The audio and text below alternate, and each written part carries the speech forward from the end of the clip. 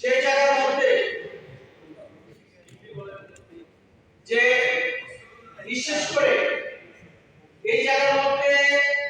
যে অনেকগুলি স্কুল আছে আমাদের চারিপাশে সাপ্লিমেন্টারি স্যার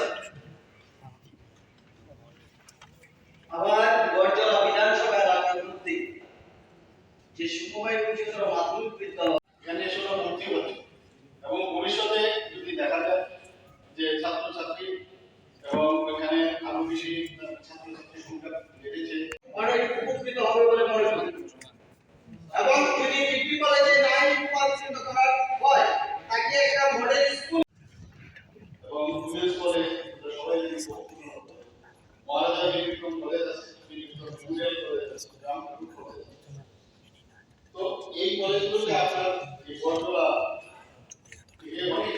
যারা ছেলে মেয়েরা আছে ক্লাস স্টুডেন্টের পর